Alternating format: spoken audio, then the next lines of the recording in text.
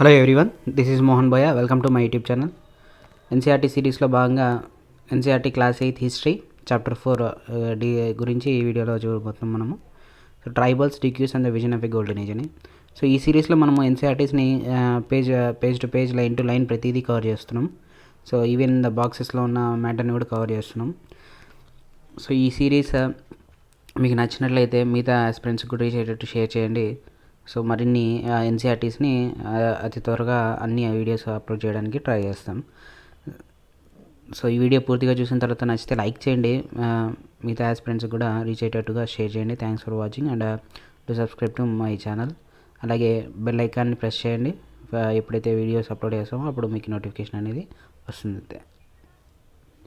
So వీడియోకి వెళ్తే tribals, Dikus and the vision of golden age గురించి. సో మనం రూలింగ్ ఇన్ కంట్రీ సైడ్ చూసాము. కంట్రీ సైడ్లో ఇండిగో రివాల్ట్ గురించి ప్రీవియస్ చాప్టర్లో చూసాము. ఇక్కడ ట్రైబల్స్లో వాళ్ళు ఎలా డీల్ చేశారు, ట్రైబల్ రివాల్ట్స్ గురించి మనము ఈ వీడియోలో చూస్తాం. ఫస్ట్ మనకి 1895లో a man called Birsa was seen roaming the forest and villages of Chotanagpur in Jharkhand.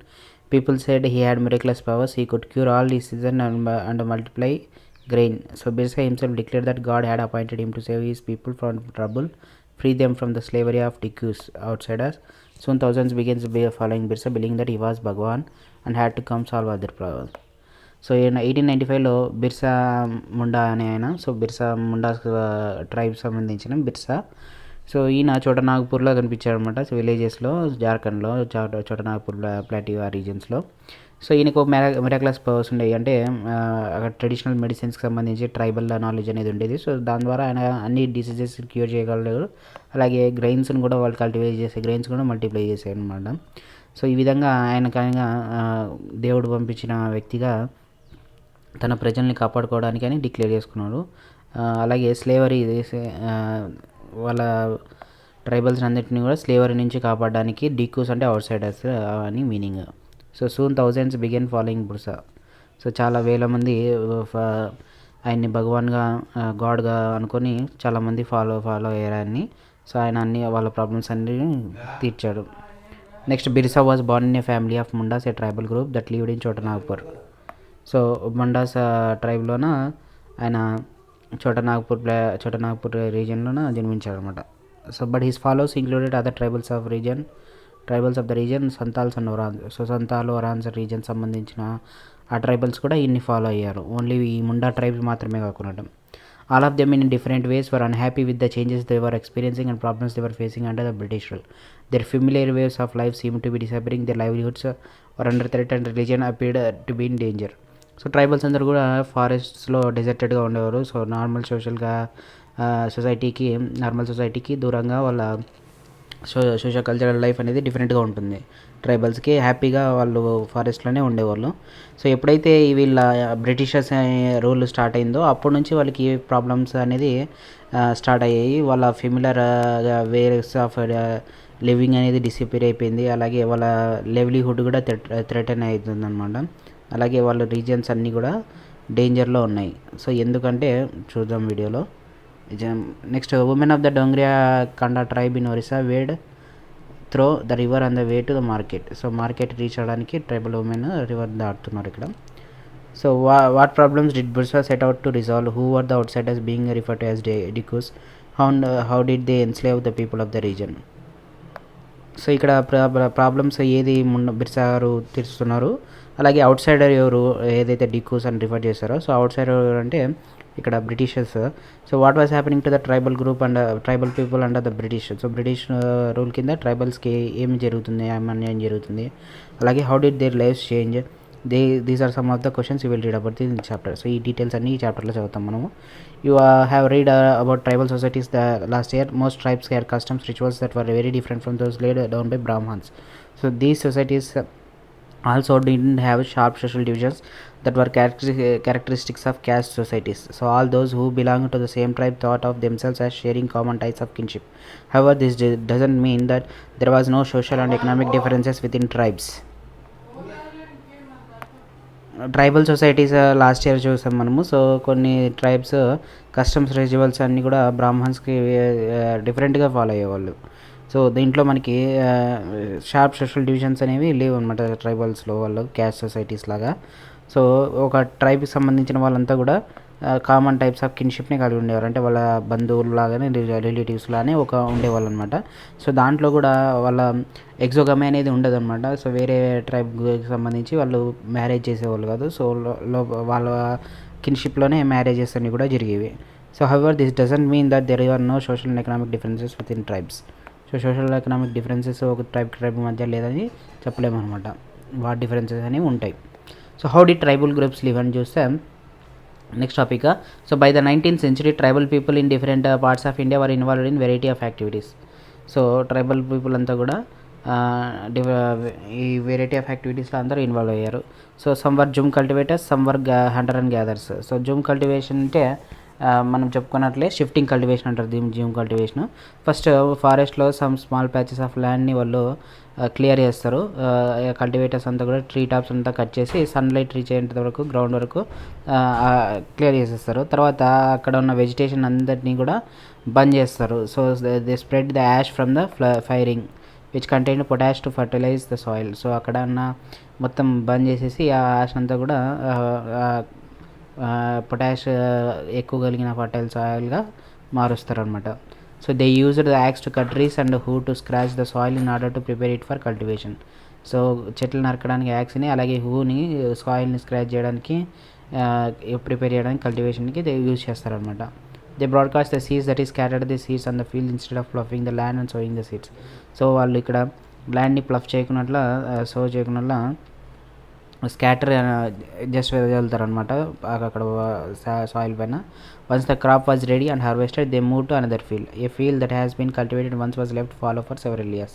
So ఒకసారి క్రాప్ వచ్చిన తర్వాత ఆ ప్లేస్ని వదిలేస్తారనమాట, ఎందుకంటే అక్కడ ఉన్న సాయిల్ ఫర్టిలిటీ అనేది కంప్లీట్ అయిపోయిందని వాళ్ళు ఫీల్ అవుతారు. సో అందుకే నెక్స్ట్ పక్కన ప్యాచ్ ఆఫ్ ల్యాండ్ని క్లియర్ చేస్తారు. ఇలా క్లియర్ చేయడం వల్ల డెజర్టిఫికేషన్ అవుతుంది, అంటే డిఫారెస్టేషన్ ఎక్కువ జరుగుతుంది. So shifting cultivators for found in the hilly and forested tracts of north east and central India. So north east and central tribal people ఎక్కువ ఈ జూమ్ కల్టివేషన్ని ఫాలో అవుతారు. So the lives of the tries tribal depended on free movement within the forest and being able to use the land and forest for growing their crops. That is only way they could practise shifting cultivation. So tribal people అంతా కూడా ఈ free మూవ్మెంట్తో ఫారెస్ట్లో free movement పైన depend అయి ఉంటారు. So దాని ద్వారా వాళ్ళు ల్యాండ్ని, ఫారెస్ట్ని కూడా, గ్రోయింగ్ క్రాప్స్ అన్నింటినీ కూడా పండించి బతుకుతుంటారు అనమాట. వాళ్ళు ఈ షిఫ్టింగ్ కల్టివేషన్ ద్వారానే లైవ్లీహుడ్ అనేది జరుపుతారు. ఇక్కడ ఫాలో అంటే మీనింగ్ ఏంటో చూస్తే మనకి, సో ఈ field left uncultivated for a while so that the soil recovers fertility. So బంద్ చేసిన తర్వాత అక్కడ క్రాప్ గ్రో అయిన తర్వాత నెక్స్ట్ వదిలేస్తారనమాట దాన్ని, లెఫ్ట్ ఫాలో అంటే. సో నెక్స్ట్ సాయిల్ మళ్ళీ ఫర్టిలిటీ రికవర్ అయ్యేంత వరకు నెక్స్ట్ ప్లాంట్స్ గ్రో అయ్యేకి వదిలేస్తారు. Some were hunter and some gatherers. So some tribal people hunter గ్యాదర్స్గా ఉండేవారు అనమాట. హంటింగ్ చేసి అలాగే ఫారెస్ట్లో ఉన్న ఫారెస్ట్ ప్రొడక్ట్స్ని గ్యాదర్ చేసుకొని బతికేవాళ్ళు. సో దాని గురించి చూస్తాం. So many tribal groups they lived by hunting animals and gathering forest produce. They saw forest as essential for survival. So Kones were such community living in the forest of Orissa. So ఒరిస్సాలో cone tribes కూడా ఈ tribal hunting ద్వారాను అలాగే forest ప్రొడక్ట్స్ని ప్రొడ్యూస్ని gather చేసుకొని బతికేవాళ్ళు cones.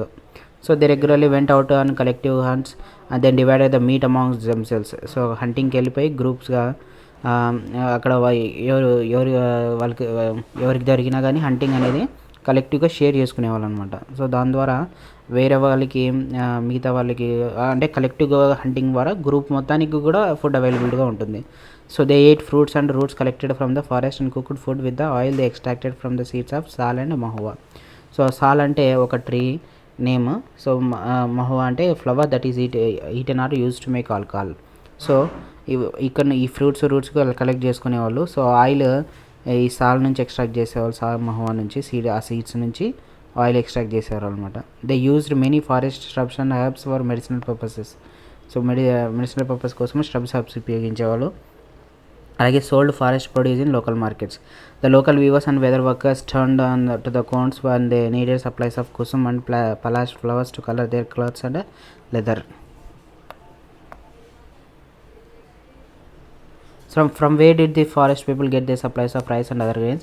At times they exchanged goods, getting what they need in return for their valuable forest produce. At other times they bought goods with the small amount of earnings they had. Some of them did odd jobs in the villages, carrying loads or building roads, while others labored in the fields of peasants and farmers. So ఈ goods వాళ్ళు కొన్నిసార్లు exchange చేసుకునే వాళ్ళు valuable forest ప్రొడ్యూస్కి అదే nearby సొసైటీస్కి. So at other times they bought goods with small amount of earnings they had. So కొంచెం వాళ్ళు సంపాదించిన దాంతో కొనుక్కునేవాళ్ళు. అలాగే ఆడ్ జాబ్స్ చేసేవాళ్ళు దగ్గరలో ఉన్న విలేజెస్లో, లోడ్స్ని క్యారీ చేయడం కానీ, బిల్డింగ్స్ రోడ్స్ని కన్స్ట్రక్షన్ చేయడంలో హెల్ప్ చేయడం కానీ కూలీలుగా పనిచేసేవాళ్ళు. సో ఆ విధంగా వచ్చిన కూలీ డబ్బులతో బతికేవాళ్ళు. అలాగే పక్కనే ఉన్న విలేజెస్లో కూలి పనికి కూడా వెళ్ళేవాళ్ళు రైతులు ఫీల్డ్స్లోకి.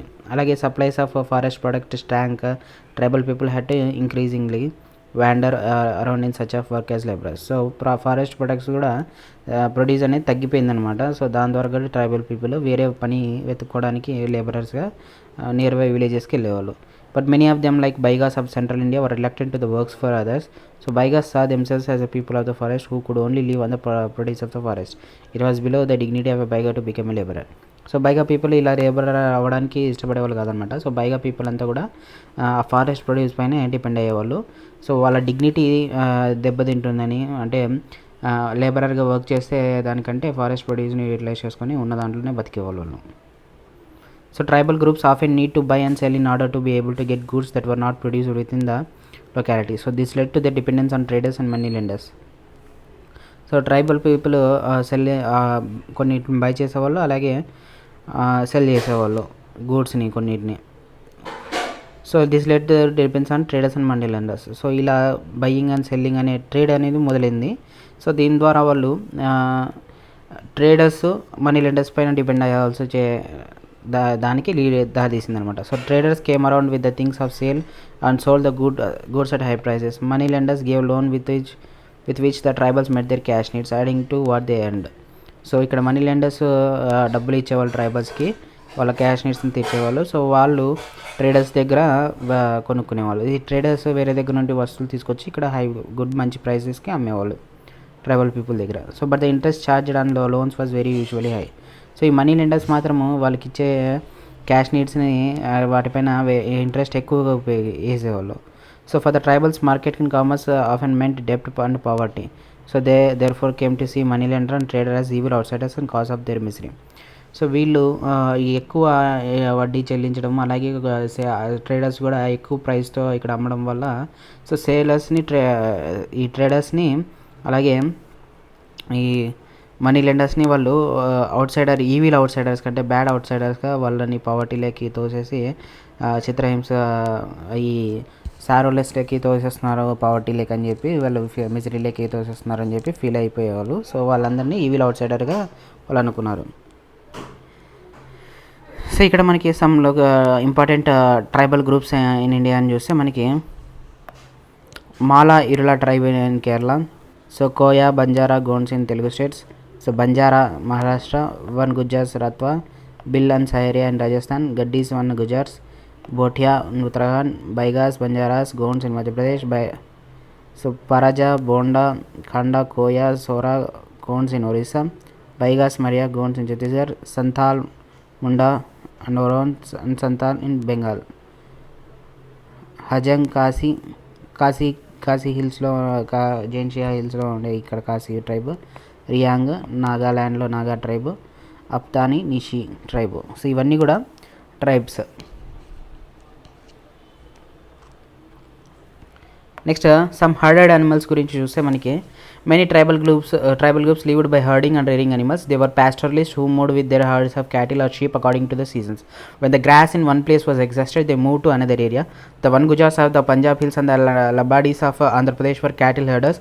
The Gaddis of Kulu were shepherds, and the Bakarwals of Kashmir reared goats. You will read more about them in your history book next year. So many tribal groups అన్నీ కూడా జంతువుల్ని హెడ్డింగ్ చేసేవాళ్ళు అనమాట, అనిమల్స్ని పెంచుకునేవాళ్ళు. సో వాళ్ళు ప్యాస్టరలిస్ట్గా ఉండేవాళ్ళు, అంటే ఒక గడ్డి నేలపై నుంచి అక్కడ ఉన్న గడ్డిని క్యాటిల్ షీప్ని పెంచుకునేవాళ్ళు సీజన్ ద్వారా. సో అలా ఒక ప్లేస్ నుంచి ఒక ప్లేస్కి మైగ్రేట్ అయ్యేవాళ్ళు.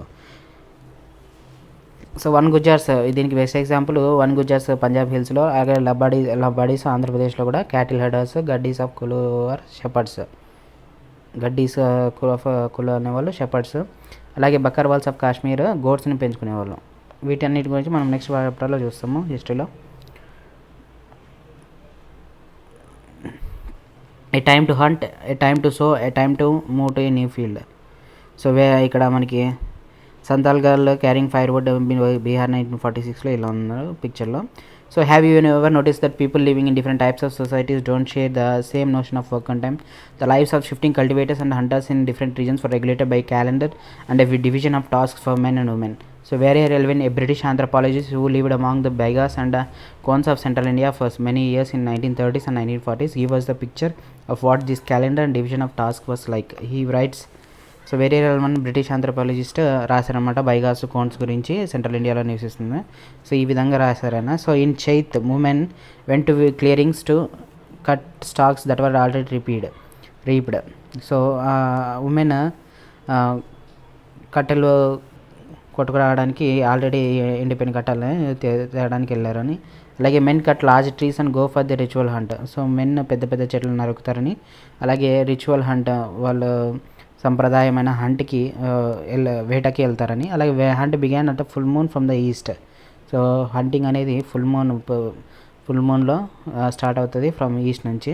అలాగే traps of bamboo were used for hunting. So bamboo ట్రాప్స్ని యూజ్ చేసి హంటింగ్ అనేది చేస్తారు. అలాగే women gather fruits like sago, tamarind and mushroom. Baiga women can only gather roots or kanda and mahua seeds. Of all Adivasis in central India Baigas were known as best hunters. So ఇక్కడ women only ఇక్కడ forest ప్రొడ్యూస్ని మాత్రమే collect చేసుకునే వాళ్ళు, హంటింగ్లో allow చేసేవాళ్ళు కాదు. So బైగా women అంతా కూడా ఈ సెంట్రల్ ఇండియాలో బెస్ట్ హంటర్స్గా not only Baiga women, Baiga tribe అంతా కూడా బెస్ట్ హంటర్స్ సెంట్రల్ ఇండియాలో. In Baisak, the firing of the forest took place. The women gathered unburnt wood to burn. Men continued to hunt but nearer their villages. In Jeth, sowing took place and hunting still went on. From Ashad to Badaun, the men worked in the fields. In Kaur, the first fruits of beans were ripened. In Kartik, Kutki became ripe. So in Agam, every crop was ready and puss winnowing took place. The puss was also time for dances and marriages. In Mag, shifts were made to new beavers and hunting gathering was the main subsistence activity. ఈ మాసాలు మనకి తెలుగులో అయితే ఆషాఢ మాసము, ఇట్లా కార్తీక మాసం ఉంటుంది. So ఆ మాసంలో ఏం చేస్తున్నారు అనేది ఇక్కడ మనకి మెన్షన్ చేశారు అనమాట ఆ మంత్లో వాళ్ళు. So the cycle described about took place in the first year. In the second year there were more time for hunting as only few crops had to be sown and harvested. But since there was enough food the men lived in the bewars. ఇక్కడ బేవర్స్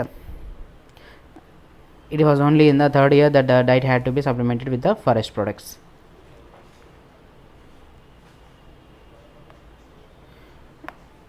so first year అంతా కూడా వాళ్ళు cultivation చేస్తారని, second year అంతా కూడా హంటింగ్కి వెళ్తారు. Crops అన్నీ కూడా సోన్ అన్నీ హార్వెస్ట్ అయిపోతాయి.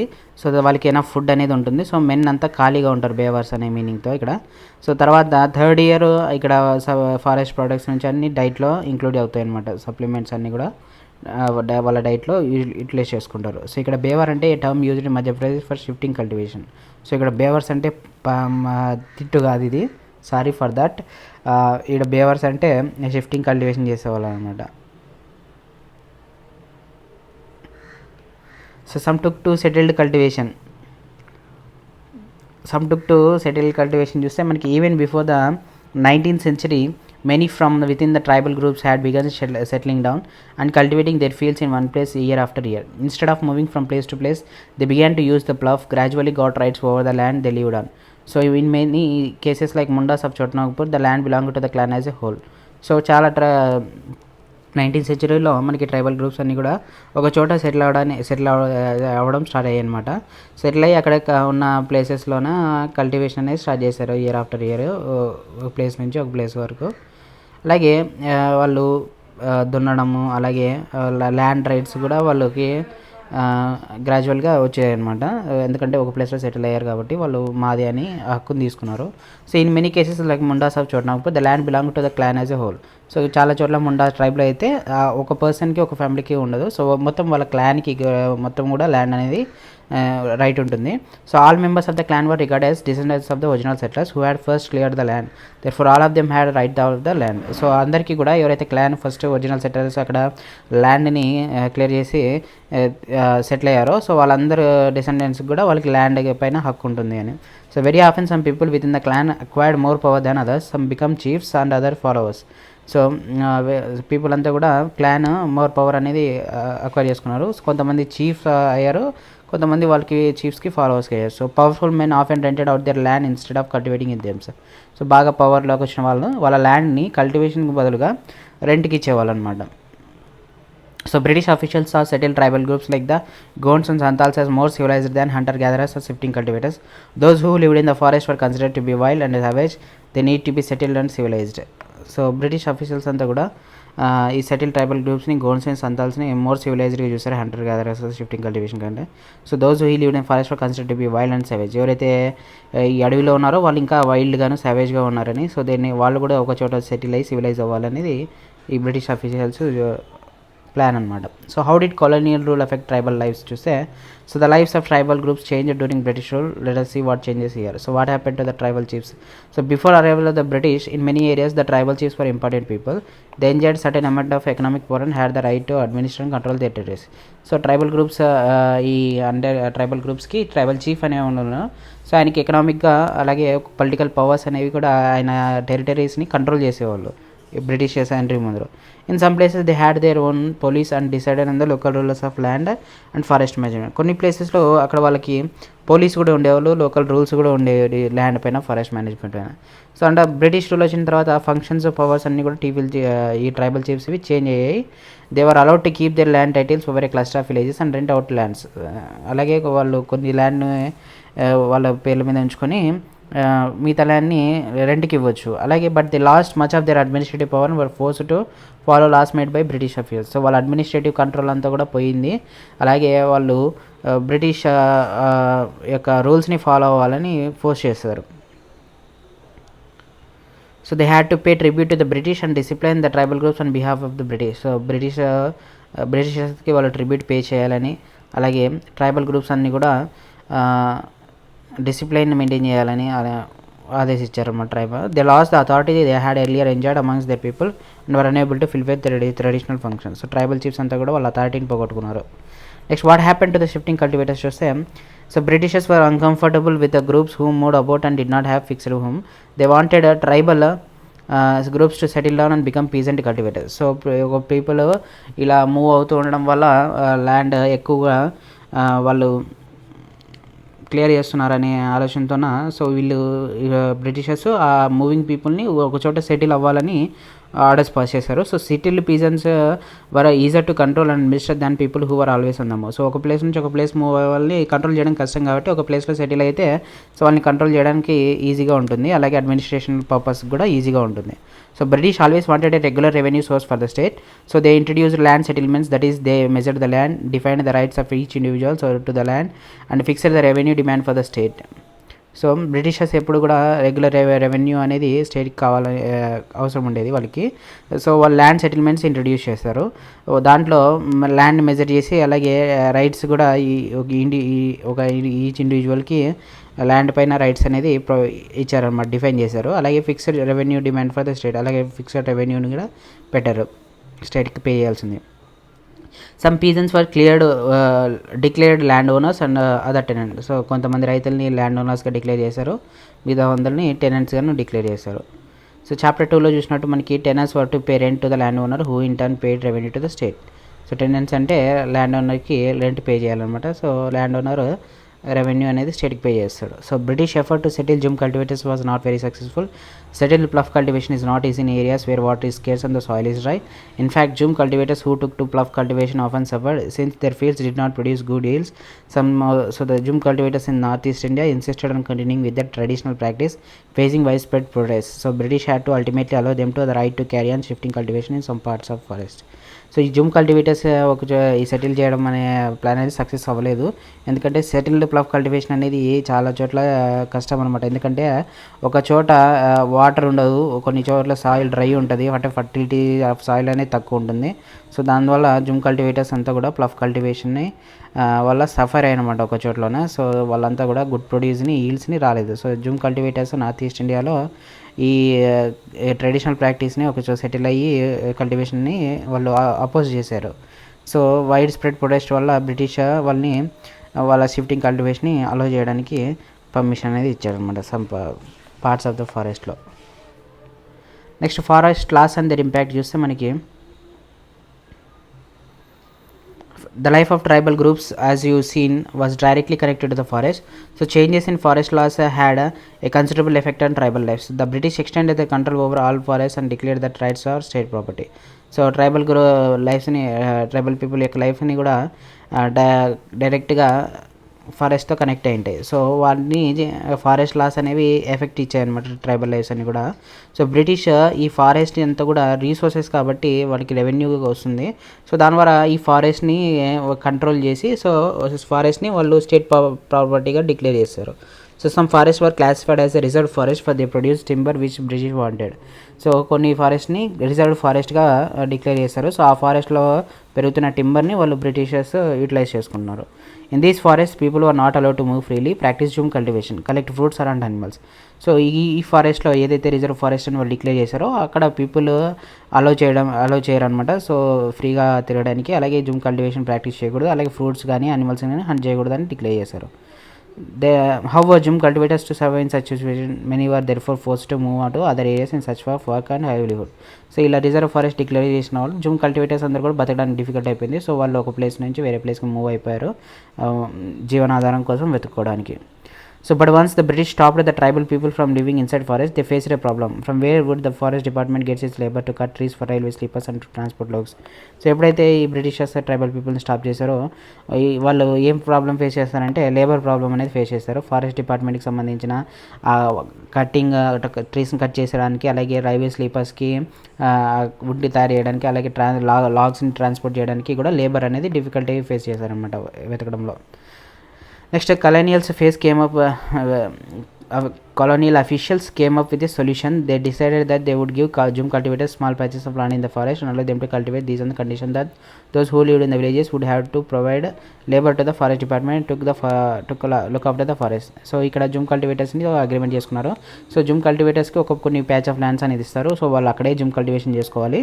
అలాగే జూమ్ కల్టివేషన్ చేసుకోవచ్చు వాళ్ళు ఈ లేబర్ అనేది చేయాలి ఈ ఫారెస్ట్ డిపార్ట్మెంట్కి సంబంధించి, ఫారెస్ట్ అంతటిని కూడా ప్రొటెక్ట్ చేస్తుండాలి అని. Next, so in many reasons the forest department established forest villages to ensure regular supply of cheap labour. So ఇక్కడ ఫారెస్ట్ డిపార్ట్మెంట్ బ్రిటిష్ సంబంధించి ఫారెస్ట్ విలేజెస్ అని ఏర్పరిచిందన్నమాట, ఎస్టాబ్లిష్ చేసింది. దానివల్ల అక్కడ నుంచి పీపుల్ని చీప్ లేబర్కి రెగ్యులర్గా సప్లై చేసుకునేది. సో సోర్స్ 2లో చూస్తే మనకి in this land of English how hard it is to live. In 1930s, where Elvin visited the land of Baigas, a tribal group in central India. He wanted to know about them, their customs and practices, their art and folklore. He recorded many songs that lamented the hard time the Baigas were having under the British rule. So in this land of the English, how hard it is to live, how hard it is to live. In the village sits the landlord, in the gate sits the kotwar, the garden sits the patwaris, field sits the government. So ఫీల్డ్లో government ఉంటుంది, గార్డెన్స్లో పట్వారీ ఉంటాడు, gate పైన కోటవారు ఉంటాడు, village ఏమో land lord ఉంటాడు. So మామూలు people ఎలా బతుకుతారు, ఎంత కష్టంగా ఉంది ఇక్కడ జీవనం అనేది ట్రైబల్ గ్రూపులకి, ఫ్రీగా బతికే వాళ్ళకి. In this land of the English how hard it is to live. To pay cattle tax we have to cell cow, to pay forest tax we have to cell buffalo, to pay land tax we have to cell bullock. So Britishers tax pay చేయడానికి cattle ట్యాక్స్కి ఏమో ఆవులు అమ్మేయాల్సి వస్తుంది, forest ట్యాక్స్కి ఏమో బర్రెలు అమ్మేయాల్సి వస్తుంది, land ట్యాక్స్కి ఏమో ఎద్దులు అమ్మేయాల్సి వస్తుంది. How are we got our food in this land for English. ఈ విధంగా ఉంటే ఇంగ్లీష్ ల్యాండ్లో మనకి ఫుడ్ దొరుకుతుందని ఈ విధంగా రాశారనమాట వేరే రైల్వేన. So many tribal groups reacted against the colonial forest laws. So they disobeyed the new rules, continued with the practices that were declared illegal. The times rose in open rebellion. Such was the revolt of Sangma in 1906 in Assam and the forest satyagraha of the 1930s in the central provinces. So కొంతమంది ఈ tribal లాస్కి forest లా colonial forest లాస్కి లొంగలేదనమాట. So వాళ్ళు new రూల్స్ని follow అయ్యారు, ప్రాక్టీసెస్ని కొన్ని illegal అని declare చేశారనమాట. సో తిరుగుబాటు చేశారు ఓపెన్ రెబిలియన్గా. సో దాంట్లోనే ఒకటే ఈ సోంగ్రామ్ సంగ్మా అనే తిరుగుబాటు 1906లో జరిగింది అస్సాంలో. అలాగే ఫారెస్ట్ సత్యాగ్రహ జరిగింది 1930స్లో సెంట్రల్ ప్రావిన్సెస్లో. Next the problem with the trade చూస్తే during the 19th century tribal groups found that traders and money lenders were coming into the forest more often, wanting to buy forest produce, offering cash loans and asking them to work for wages. It took tribal groups some time to understand the consequences of what was happening. So trade అనేది ట్రేడ్తో problem ఏమని చూస్తే tribal గ్రూప్స్కి 19th centuryలో tribal groups అన్నీ కూడా traders money lenders ఈ ఫారెస్ట్లోకి వచ్చేవాళ్ళు. So అక్కడ ఉన్న forest ప్రొడ్యూస్ని వాళ్ళు కొనుక్కొని క్యాష్ లోన్స్ కానీ అలాగే వాళ్ళకి asking them to work for వేజెస్కి కూలి పనికి చేయమని కూడా ఈ వాళ్ళు ఫోర్స్ చేసేవాళ్ళు. So it took tribal group some time to understand the consequence of what was happening. So దాని నుంచి అది అక్కడ ఏం జరుగుతుందని అర్థం చేసుకోవడానికి కొంత టైం అనేది పట్టిందనమాట వాళ్ళకి. So let us consider the case of the silk growers in the 18th century. Indian silk was in demand in European markets. So silk growers అనేది కేస్ స్టడీ లాగా చూస్తే ఇక్కడ మనకి 18th century అంతా కూడా ఇండియన్ సిల్క్కి యూరోపియన్ మార్కెట్స్లో బాగా demand ఉందన్నమాట. So fine quality of Indian silk was highly valued and exports from India increased rapidly. As the market expanded, Asian company officials tried to encourage silk production to meet the growing demand. So యూరోప్లో పెరుగుతున్న demand బట్టి quality Indian silk బాగుంది. So ఈ silk ప్రొడక్ట్స్ని మార్కెట్ని expand చేయాలని డిసైడ్ అయిందనమాట బ్రిటిష్ ఈ East India Company. So Hazaribagh in present day Jharkhand was an area where Santhals reared cocoons. So the traders dealing in silk send in their agents who have local gave loans to tribal people and collected cocoons. So Jharkhand రీజన్లో హజీరాబాగ్లో present day Jharkhand రీజన్లో అక్కడ సంతాల్స్ cocoons rate చేసేవాళ్ళు, పెంచేవాళ్ళు. So అక్కడ వాళ్ళకి ఇక్కడ traders అందరు కూడా సిల్క్ డీలింగ్ అనేది చేశారు. సో అక్కడ వాళ్ళకి లోన్స్ ఇచ్చి ట్రైబల్ పీపుల్కి కోకోన్స్ కలెక్ట్ చేసుకునేవాళ్ళు. అలాగే growers were paid 3 to 4 for 1000 cocoons. So వాళ్ళకి 3 నుంచి 4 రూపాయలు ఇచ్చేవాళ్ళు 1000 కోకోన్స్కి. So these were then exported to Burdwan Gaya where they sold at 5 times the price. So 3 rupees 4 rupees తీసుకొని దీనికి డబుల్ టైమ్స్లో బుద్వానా గయాలో అమ్మేవాళ్ళు. The middlemen, so called because they arranged deals between the exporters and the silk growers, made huge profits. So middleman మధ్య వీళ్ళు silk గ్రోయర్స్కి tribal పీపుల్కి మధ్య ఎక్స్పోర్టర్స్కి మధ్య ఉండేవాళ్ళు మిడిల్ మ్యాన్. వీళ్ళు హ్యూజ్ ప్రాఫిట్స్ని తీసుకున్నారు. So the silk growers and very little understandably many tribal goods ah the market and traders as their main enemies. So silk growers కూడా చాలా తక్కువ అని చేస్తారు. దాని ట్రైబల్ గ్రూప్స్ కూడా మార్కెట్ అండ్ ట్రేడర్స్ అని మెయిన్ ఎనిమీస్గా చూసాయి అనమాట. ట్రైబల్ గ్రూప్ ఈ మార్కెట్ ట్రేడర్స్ అందరు కూడా వాళ్ళ ఎనిమిలీగా చూసారు. Next the search for work చూస్తే the plight of tribals who had the plight of tribals who had to go far away from their homes in search of work was even worse. So వాళ్ళు ఇల్లును వదిలేసి వేరే చోటికి పని కోసం వెళ్ళిన వాళ్ళకి ఇంకా హార్ష్ కండిషన్స్ అనేది వేరయ్యాయి. లేట్ 19th centuryలో టీ ప్లాంటేషన్ స్టార్ట్ అయింది. తర్వాత మైనింగ్ అనేది ఇంపార్టెంట్ ఇండస్ట్రీగా ఎదిగింది. So the tribals were recruited in large numbers to work tea plantations of Assam and coal mines of Jharkhand. So జార్ఖండ్లో కోల్ మైన్స్లోను అలాగే టీ ప్లాంటేషన్ ఇన్ అస్సాంలోను ఎక్కువ లేబరర్స్ని ఈ ట్రైబల్ పీపుల్స్ని రిక్రూట్ చేసుకున్నారు.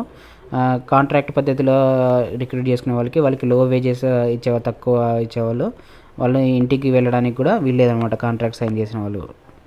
క్లోజర్ లుక్ చూస్తే మనకి through the 19th century and 20th centuries tribal groups in different parts of the country rebelled against the changes in laws, the restrictions and other practices, the new taxes they had to pay and the exploitation by traders and money lenders. So 19th and 20th centuriesలో tribal groups different parts of the కంట్రీలో తిరుగుబాటు అనేది start చేశారనమాట. ఈ loss restrictions అనేవి వాళ్ళు British impose చేస్తున్నారు. So వాళ్ళంతా కూడా డబ్బులు పే చేయాల్సి వస్తుంది. ఎక్స్ప్లాయిటేషన్ అనేది ఎదుర్కొంటున్నారు ట్రేడర్స్ మనీ లెండర్స్ ద్వారా. So the Kols rebelled in 1831 to 32. So Kol people ఈ 1831 నుంచి తిరుగుబాటు చేశారనమాట. ఇది 1832 వరకు. Santhals rose in revolt in 1855. So Santhal tribe 1855లో రివోల్ట్ చేసింది. బస్టార్ ఏమో సెంట్రల్ ఇండియాలో 1910లో, వాల్డరీ రివోల్ట్ ఇన్ మహారాష్ట్రలో అయితే 1940లో. So the movement that Birsa led was one such movement. So ఇలాంటి మూమెంటే బిర్సా ముండా కూడా లీడ్ చేసిన మూమెంట్. సో బిర్సా ముండా గురించి చూస్తే ఇక్కడ మనకి బిర్సా ముండా ఈయన మిడ్ 1870sలో జన్మించాడు. ఈయన పూర్ ఫాదర్ అనమాట. ఈయన ఫారెస్ట్లోనే బొహొండాలో పెరిగారు. షీప్ని గ్రేజ్ చేసేవాళ్ళు. Playing the flute, dancing in the local akhara. So ఫ్లూట్ని ప్లే చేసేవాళ్ళు, అఖారాలో డ్యాన్స్ చేసేవాళ్ళు. Forced by poverty his father had to move from place to place looking for work. So ఆయన పేదరికంతో ఒక ప్లేస్ నుంచి ఒక ప్లేస్కి వర్క్ కోసం వెతికేవాళ్ళు. So as an adolescents Birsa heard tales of the Munda uprisings of the past and saw the Siddharth leaders of the community urging the people to revolt. So ఆయన బిర్సా పెరిగిన తర్వాత చిన్నపిల్లల నుంచి ఈ ముండా అప్రైజింగ్స్ గురించి, అలాగే Siddharth leaders of the community అనేది పీపుల్ రివాల్ట్ అనేది స్టార్ట్ చేశారు. So they talked of a golden age when the Mundas had been free of the operation of dikus. So ఒకప్పుడు ఈ అవుట్ సైడర్స్ నుంచి ఫ్రీగా ఉండేది, ఆపరేషన్ అనేది ఏమి ఉండేది అని, అది గోల్డెన్ ఏజ్ అని వాళ్ళందరూ మాట్లాడుకునేవాళ్ళు. And said there would be a time when the ancestral right of the community would be restored.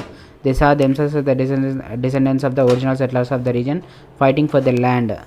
ముల్కీకి remaining people of the need to win back their kingdom. So ఈ tribal operation అనేది oppose చేయాలని, so Britishers ఒకప్పుడు ఇంత ఈ loss అన్నీ పెట్టేసి వాళ్ళని అణగదొక్కుతున్నారు. ఒకప్పుడు ఫ్రీగా తిరిగారు ఫారెస్ట్లో వాళ్ళంతా, వాళ్ళకి హక్కులు ఉండేవి.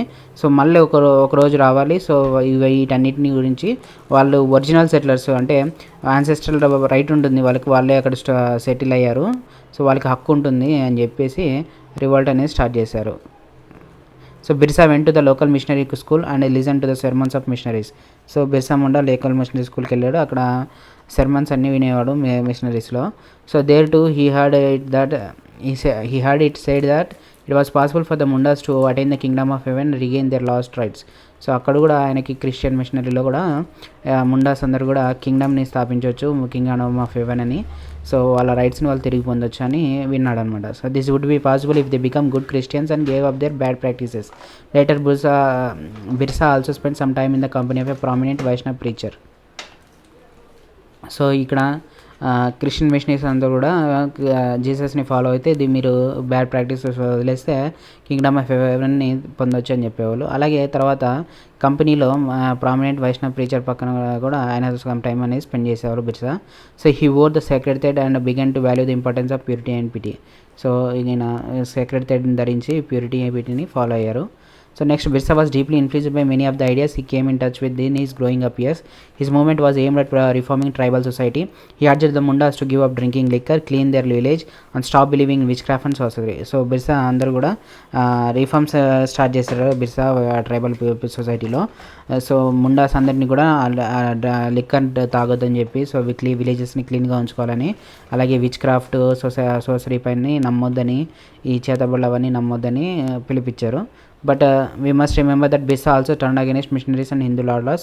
He saw them as outside forces that were ruining the Mundas way of life. So అలాగే ఈ ట్రైబల్స్లో రిఫార్మ్స్ తీసుకొస్తూనే ఈ మిషనరీస్ హిందూ లార్డ్స్ని అవుట్ సైడర్స్కి చూశాడు అనమాట. వాళ్ళు అవుట్ సైడ్ ఫోర్సెస్ అంతా కూడా ముండా ఆఫ్ వే లైఫ్ని దెబ్బతీస్తున్నారు అన్నట్టుగా. So in 1895, Birsa urged his followers to recover their glorious past. He talked of a golden age in the past, a Satyug, the age of truth, when Mundas lived a good life, constructed embankments, tapped natural springs, planted trees and orchards, practiced cultivation to earn their living. They did not kill their brethren and relatives. They lived honestly. Birsa also wanted people to once again work on their land, settle down and cultivate their fields. So Birsa 1895లో followers అందరినీ కూడా glorious పాస్ట్కి recover చేశారనమాట. Golden age గురించి మాట్లాడారు ఆయన పాస్ట్లో, సత్యుగ్ అని, ఏజ్ ఆఫ్ ట్రూత్ అని. ఎక్కడైతే ముండాస్ గుడ్ లైఫ్ని అలాగే ఎంబాక్మెంట్స్ని కన్స్ట్రక్ట్ చేసుకొని న్యాచురల్ స్ప్రింగ్స్ని ట్యాప్ చేసి ప్లాంటెడ్ ట్రీస్ని ఆర్కాడ్స్ని ప్రాక్టీస్ చేశారు, కల్టివేషన్ వాళ్ళ జీవనోపాధికి కల్టివేషన్ చేశారు, అది గోల్డెన్ ఏజ్ గురించి మాట్లాడారు. So they did not kill their brethren and relatives, they lived honestly. So వాళ్ళు చుట్టాలని కానీ ఎవరిని చంపలేదు, సో వాళ్ళు నిజాయితీగా బతికారని. Birsa also wanted to once again work on their land, settle down and cultivate their fields. So Birsa కూడా ఒక చోట సెటిల్ అయిపోయి ఫీల్డ్స్ని కల్టివేట్ చేయాలని అనుకున్నారన్నమాట. So what worried British officials who was the political aim of Birsa movement? For it wanted to drive out missionaries, moneylenders, Hindu landlords and the government and set up a Munda Raj with a Birsa at its head. So British అఫీషియల్కి worry ఏది వస్తుందంటే Birsa moment యొక్క political ఏం అనమాట. So ఇక్కడ మిషనరీస్ని అన్నిటినీ, money లెండర్స్ని, Hindu ల్యాండ్లార్డ్స్ని, గవర్నమెంట్ని కూడా వాళ్ళ రీజన్ నుంచి పంపించేయాలని, ఒక ముండా రాజుని ఎస్టాబ్లిష్ చేయాలని, బిర్సా హెడ్గా ఉండాలని ఫిక్స్ అయ్యారు. సో అది వరి అయిందన్నమాట బ్రిటిష్ అఫీషియల్స్కి. The movement identified all these forces cause of misery of the Mundas for suffering. ఈ మూమెంట్ అనేది ఈ ఈ ఫోర్సెసే వీళ్ళు అవుట్ సైడ్ ఫోర్సెసే ఈ సఫరింగ్కి అందరికీ కారణమని రికగ్నైజ్ చేస్తాయి. సో ఇక్కడ మనకి బాక్స్లో వైష్ణవ్ అంటే శ్రీ మహావిష్ణువుని పూజించే వర్షిపర్స్ అందరు కూడా. శైవైట్స్ అంటే శివుని పూజించేవాళ్ళు. వైష్ణవ కల్ట్, శైవ కల్ట్ అని మనం చదువుతాం కదా. సో దాంట్లో భాగంగా ఇక్కడ వైష్ణవ ప్రీచర్ అంటే శ్రీ మహావిష్ణువు పూజించే వ్యక్తి. So next, the land policies of the British were destroying their traditional land system. Hindu landlords and Malayalanders were taking over their land, and missionaries were criticizing their traditional culture. So land policies కూడా destroy చేస్తున్నాయి traditional land సిస్టమ్ని. హిందూ ల్యాండ్లార్డ్స్ అందరూ, money lenders అందరూ కూడా వాళ్ళ ల్యాండ్ని అలాగే machineries అన్నీ కూడా ట్రెడిషనల్ కల్చర్ని క్రిటిసైజ్ చేస్తున్నాయి. So as the movement spread, the British officers decide to act. The arrested Birsa in 1895, convicted him on charges of rioting and jail him for 2 years. So 1895లో బ్రిటిష్ ఆఫీసర్స్ ఆయన arrest చేశారు, 2 years జైలుకి పంపించారు. When Birsa was released in 1897, he began touring the villages to gather support. He used traditional symbols and language to rouse people, urging them to destroy Ravana, dikus and Europeans and establish a kingdom under his leadership. So Birsa followers began targeting the symbols of Diku and European power. They attacked police stations, churches, raided the property of moneylenders and zamindars. They raised the white flag as symbol of Birsa Raj. So 1897లో Birsa Munda release అయిన తర్వాత people అందరినీ కూడా విలేజ్కి తిరిగి support అనేది gather చేశాడు. So Ravana's అంటే అవుట్ సైడర్స్ని అందరినీ, యూరోపియన్స్ని అందరూ డిస్ట్రాయ్ చేయాలని, సో ఒక బిర్సా రాజ్యాన్ని స్థాపించాలని ఒక ఫ్లాగ్, వైట్ ఫ్లాగ్తో తిరిగేవారు అనమాట. సో ఇక్కడ మనకి యూరోపియన్ పవర్స్ అయినా, సింబల్స్, అవుట్ సైడర్ సింబల్స్ అయినా, చర్చెస్ కానీ, మనీ లెండర్స్ ప్రాపర్టీ, జమీందార్స్ పైన కానీ దాడి చేశారనమాట వాళ్ళంతా కూడా. So in 1900 Birsa died of cholera and the movement faded out. So 1900లో ఆయన చనిపోయారు కలరా వల్ల. సో ఈ బిర్సా ముండా మూమెంట్ అనేది, ట్రైబల్ మూమెంట్ అనేది స్టాప్ అయింది. So however the movement was significant in last 2 ways. First, it forces the colonial government to introduce laws so that the land of the tribals could not be easily taken over by dikus. So దీని ద్వారా, ఈ movement ద్వారా British ఒక law తెచ్చారనమాట. So colonial government introduce చేసే laws tribal ల్యాండ్ని ఈజీగా వేరే వాళ్ళు తీసుకునే విధంగా ఉండకూడదని చెప్పేసి ఒక మూమెంట్ సిగ్నిఫికెంట్ వేలో చేంజ్ అయింది. నెక్స్ట్ సెకండ్ వచ్చేసి, it showed once again that the tribal people had the capacity to protect against injustice and express their anger against colonial rule. They did this in their own specific way, inventing their own rituals and the symbols of struggle. So tribal people injustice పైన protest చేయగలరని చూపించారు, అలాగే వాళ్ళ యాంగర్ని కూడా చూపించారు colonial rule పైన. So వాళ్ళ own వేలో, అంటే వాళ్ళ ఓన్ పద్ధతుల్లోనూ, రిచువల్స్లో, అలాగే సింబల్స్ ఆఫ్ స్ట్రగుల్లోనూ ఈ రివోల్ట్ అనేది స్టార్ట్ చేశారనమాట. సో ఎల్స్వేర్ చూస్తే మనకి, why do we need cash? There are many reasons why tribal and other social groups often need to wish to produce for the market. So this tribal song from Papua New Guinea gives us a glimpse of how the tribals there were view the market. So Papua New గినియాలో వాళ్ళ tribal market ఎలా చూసారు అని people చూస్తే, we say cash is unsatisfactory trash, it won't keep a ఫ్రైన్, it gives me pain. So why should I work my guts from the coconut trees from these government muds. So cash cropping is all very well if we got something to sell, but tell me sir, why there is nothing to buy, should I bother? So cash క్రాప్స్లో మేము పని చేస్తున్నాము గాడిదలాక, వర్షాలు అయినా కానీ మాకు government నుంచి ఏం రావట్లేదు, మనం ఏం కొనుక్కోలేకపోతున్నాము. So why should I bother అని ఈ విధంగా ఉందన్నమాట. ఎందుకు క్యాష్ అవసరం అని ట్రైబల్ పీపుల్కి. సో ఈ చాప్టర్తో వీడియో ఫినిష్ అయిపోయింది. నెక్స్ట్ వీడియో మళ్ళీ కలుద్దాం. Thanks for watching. Do subscribe to my channel. మిగతా ఆస్పిరెంట్స్కి కూడా షేర్ చేయండి.